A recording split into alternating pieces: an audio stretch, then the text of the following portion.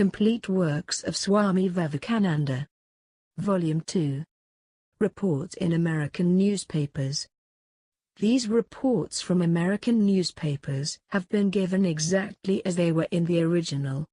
The wrong spellings of proper names, faulty punctuation and grammar have been left uncorrected. Publisher. All religions are good. Washington Post, October 29, 1894. Mr. Kananda spoke yesterday at the People's Church on the invitation of Dr. Kent, pastor of the church. His talk in the morning was a regular sermon, dealing entirely with the spiritual side of religion, and presenting there, to orthodox sects, their original proposition that there is good in the foundation of every religion, that all religions, like languages, are descended from a common stock, and that each is good in its corporal and spiritual aspects so long as it is kept free from dogma and fossilism. The address in the afternoon was more in the form of a lecture on the Aryan race, and traced the descent of the various allied nationalities by their language, religion and customs from the common Sanskrit stock.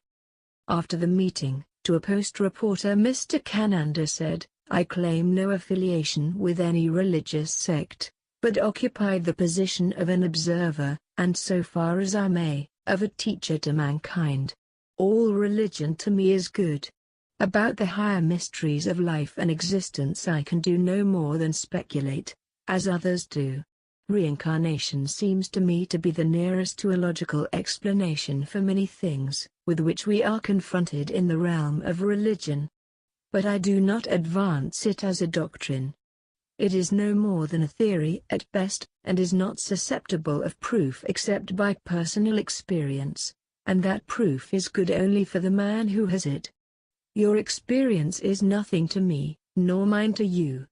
I am not a believer in miracles, they are repugnant to me in matters of religion. You might bring the world tumbling down about my ears, but that would be no proof to me that there was a God, or that you worked by his agency, if there was one. He believes it blindly. I must, however, believe in a past and a hereafter as necessary to the existence of the present. And if we go on from here, we must go in other forms, and so comes any belief in reincarnation. But I can prove nothing, and anyone is welcome to deprive me of the theory of reincarnation provided they will show me something better to replace it.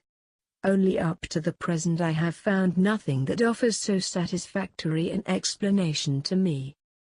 Mr. Kananda is a native of Calcutta, and a graduate of the government university there. He speaks English like a native, having received his university training in that tongue. He has had good opportunity to observe the contact between the native and the English, and it would disappoint a foreign missionary worker to hear him speak, in very unconcerned style, of the attempts to convert the natives. In this connection he was asked what effect the Western teaching was having on the thought of the Orient.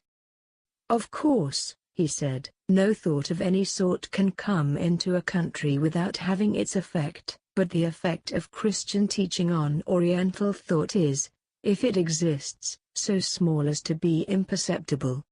The Western doctrines have made about as much impression there as have the Eastern doctrines here, perhaps not so much.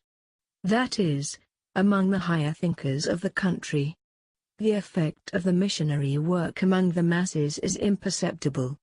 When converts are made they of course drop at once out of the native sects, but the mass of the population is so great that the converts of the missionaries have very little effect that can be seen.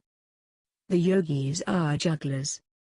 When asked whether he knew anything of the alleged miraculous performances of the yogis and adepts, Mr. Kananda replied that he was not interested in miracles, and that while there were of course a great many clever jugglers in the country, their performances were tricks. Mr. Kananda said that he had seen the mango trick but once, and then by a fake ear on a small scale. He held the same view about the alleged attainments of the lamas. There is a great lack of trained, scientific, and unprejudiced observers in all accounts of these phenomena," said he, "so that it is hard to select the false from the true.